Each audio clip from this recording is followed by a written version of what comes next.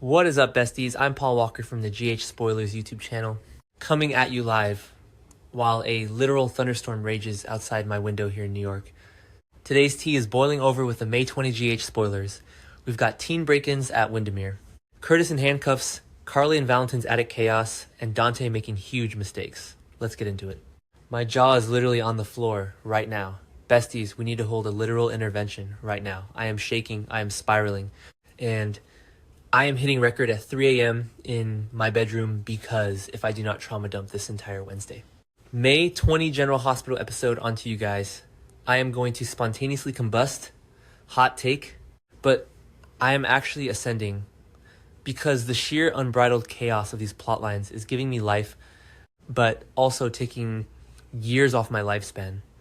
Is it just me, or did they completely fumble the bag on Dante's storyline while simultaneously serving us the most delicious, piping hot tea with the teen scene?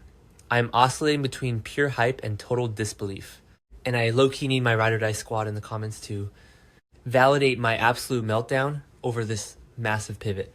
I have been watching this show since the Stone Age, and I have never seen a Wednesday episode come out swinging this hard.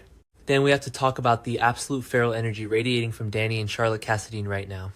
These two are literally moving forward with their Wyndemere break-in plans, and I am screaming at my screen. Like Danny, sweetie, your dad, Jason is literally rotting in WSB custody right now. Taking the fall for a shooting he didn't even commit, and you think now is the time to go full Scooby-Doo on Spoon Island. And Charlotte, oh my god, the Cassadine DNA is jumping out so hard right now. She is so vengeful, so reckless, and I am low-key standing her problematic era, but also girl.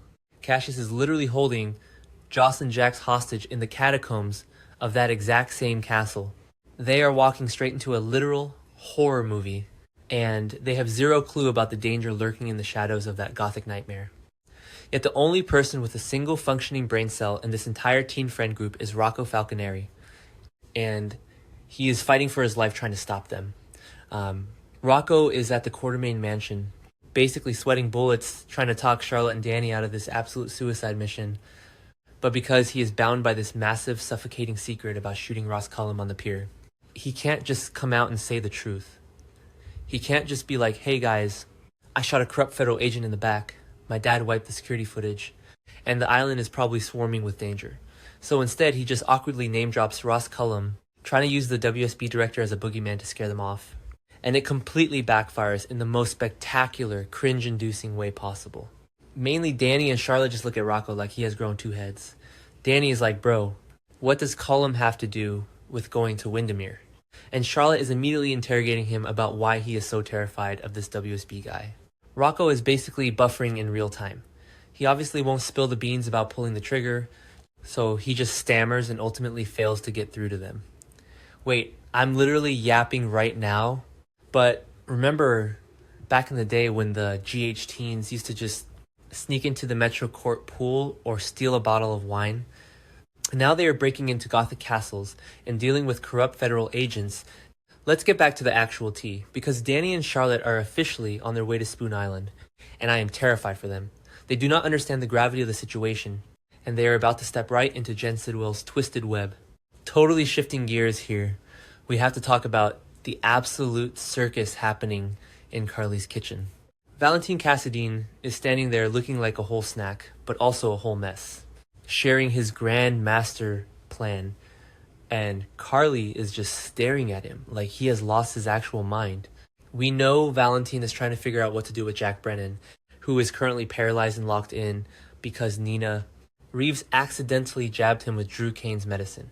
Valentin wants to stash a paralyzed WSB field office boss in Carly's attic. I am literally howling. The absolute audacity of this man to just casually propose turning Carly's house into a stash house for a comatose federal agent. It is giving peak Cassadine delusion, and I am here for it. Carly is of course not having it. She is not sure she agrees with Valentin, and they are bickering back and forth on Tuesday's show. And I am low-key living for the chemistry, but also screaming at the logistics. Like, Carly, you are already stonewalling Ross Cullum at your front door, and you think you can hide Brennan upstairs. What happens when Donna wanders up there looking for a toy and finds a paralyzed spy? But honestly, I switch up my stance mid-sentence Because on one hand, Carly is being a massive hypocrite since she's covered up way worse for Jason and Sonny over the years. But on the other hand, Valentin is literally dragging her into a federal crime that will end with all of them in prison. The emotions are hitting hard, and my brain is basically a buffering wheel trying to process how they are going to pull this off without the WSB tearing the house down to the studs. Then we cut to the police station. And besties, I need to take a deep breath because Curtis Ashford is making my blood boil. My guy is sitting in an interrogation room, officially arrested, having a conversation with Jordan Ashford. And what does this absolute clown say? Everyone has their limits. He pushed me way past mine. He pushed you. I am literally hitting the shooting key because Curtis, you absolute menace. You assaulted Isaiah Gannon in the middle of the metro. Court Gardens because he touched Portia's pregnant belly. Isaiah is a doctor. He was just feeling the baby kick. And you punched him so hard he flew into a table and ruined his surgical career. The sheer lack of self-awareness is astounding. I am so sick and tired of Curtis's toxic territorial alpha male energy. He is acting like he owns Portia. And to sit there in handcuffs and play the victim to Jordan, who is running a highly dangerous undercover mission with Jen Sidwell and still taking time out of her day to check on your messy self. The audacity is unmatched. Curtis blames Isaiah for their car accident, completely ignoring the fact that Brooklyn Quartermain is the one who actually scraped the guardrail. Curtis is ruining an innocent man's life, and I low-key hope Detective Joe Fitzpatrick throws away the key. No Cap Curtis is in his flop era, and I am not here for it. He needs a massive reality check before he loses everything. Yet, speaking of messy, let's talk about Sonny Corinthos and Ada Justine Turner. These two are having another one of their secret meetups, which is hilarious because they're literally always in public spaces looking deeply into each other's eyes. On Wednesday's episode, we are going to hear more of their conversation, and it gives Justine a chance to discuss motive. Now, the spoilers are teasing whether this is about the Isaiah investigation or something else entirely. But let's be real, Justine just confessed that she didn't help Rick Lansing for Rick's sake. She did it to protect Sonny's happiness. This ADA is risking her entire career, her law license, and her freedom for a mob boss she just met. It is absolute madness. I mean, I get it. Sonny has that inexplicable mobster charm that apparently makes highly educated women lose all sense of self-preservation. But Justine girl, stand up. You are the assistant district attorney. You cannot be secretly plotting with the head of the port, Charles Underworld, while simultaneously prosecuting his enemies. It is giving massive conflict of interest, and I am absolutely seated for the inevitable fallout when someone catches them. Imagine if Rick Lansing finds out, or worse, if Jen Sidwell uses this against Sonny. The stakes are astronomical, and I am literally gripping the edge of my seat waiting for this house of cards to collapse. Justine is playing with fire, and she is going to get burned so badly. Mainly, the part of the episode that has me genuinely terrified is the dynamic between Dante Falconeri and the new arrival, Detective Joe Fitzpatrick. Back at the PCPD, Joe is thanking Dante for an opportunity, but he's acting all humble, saying he isn't sure he is the right fit for it. Dante, who is currently operating on 0 sleep and 100% panic over Rocco's sideburn and the Cullum shooting cover-up, makes it crystal clear to Joe this is not a request. Dante is pulling rank, trying to control the pieces on the board, but he has no idea who he is messing with. Dante is trying to be the alpha in the precinct, but his foundation is built on lies right now. The show is setting up some major tension between Dante and Joe and besties. This is bad news for Dante. We all know the spoilers have been heavily hinting that Joe might secretly be one of Jen Sidwell's police informants. Dante has literally destroyed evidence. He wiped the security footage, he covered up Jason's false confession. He is hiding the fact that his teenage son shot a WSB director. If Joe is a dirty cop working for Sidwell and Cullum, Dante is essentially handing the fox the keys to the hen house. Dante is trying to play 4D chess, but he is playing against people who don't even care about the rules of the game. I am literally screaming at Dante through the screen to open his eyes before Joe completely dismantles his life and sends him and Rocco to prison. Finally, we have to talk about the only pure thing left in Port Charles right now. Giovanni Gio Palmieri and Emma Scorpio Drake. Emma is going through absolute hell right now. She just found out that her grandmother, the legendary Anna Devane, is being transferred to a more secure facility from her clinic in France.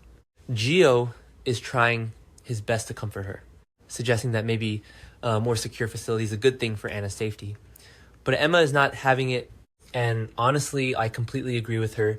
It is an absolute travesty what they are doing to Anna. And Emma has every right to be furious and heartbroken over this development. Emma does not approve of Anna being treated like a criminal. Anna Devane is a hero. She has saved Port Charles and the world more times than I can count, and now she is locked away, hallucinating about Cesar Faison and being treated like a prisoner in a padded room. Emma is terrified that this transfer is only going to make Anna's paranoia even worse. It is absolutely heartbreaking to watch Emma, who loves her grandmother so much, feel so helpless.